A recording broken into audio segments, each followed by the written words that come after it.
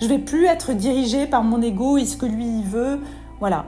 Donc, c'est reprendre et de dire à haute voix, je décide qu'à partir de maintenant, je vais prendre la direction qui est bonne pour moi, qui est bonne pour mon évolution. Et quelquefois, ça va vous demander, oui, de vous forcer un peu.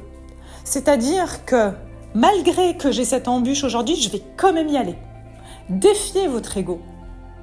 Défiez votre ego, c'est comme ça que vous l'aurez. C'est-à-dire qu'à un moment donné, l'ego, c'est comme un adolescent qui parle, hein, et qui fait des caprices, et qui fait le rebelle. L'ego, il habite en vous. Donc, comme vous direz à un adolescent, écoute, tu habites sous mon toit, donc tant que tu es sous mon toit, c'est toi qui vas obéir à mes règles.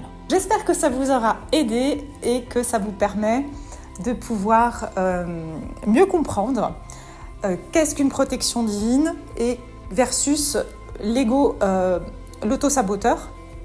J'allais dire l'ego-saboteur, mais en fait c'est ça. Donc ça vous permet un peu de pouvoir comprendre les choses, de ne pas vous faire avoir. Ok. Encore une fois, c'est très bien d'écouter quand il y a un blocage, une embûche, quelque chose qui vous arrive, de savoir est-ce que c'est un warning ou est-ce que c'est un auto-saboteur. Je vous ai déjà dit, le warning, comme on dit, la protection divine qui se manifeste sous forme d'un empêchement, d'un retard ou d'un blocage quelconque, c'est pas quelque chose qui arrive tout le temps, d'accord ? Parce que vous allez tout de suite le savoir. Ça veut dire que si vous y allez une fois, vous allez tout de suite le savoir. Si vous forcez le truc, vous allez tout de suite le savoir. Donc, c'est ça en fait, la protection divine.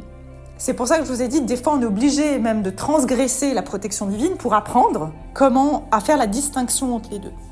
Donc il y a jamais, c'est pour ça que je vous dis, il n'y a pas d'erreur. On apprend toujours dans ce genre de situation, on ne perd jamais, on apprend toujours.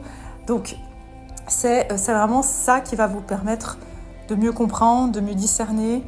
Et puis je vous le souhaite en tout cas de pouvoir faire des choix en conscience et pour votre plus grand bien. Je vous souhaite tout le meilleur et à bientôt.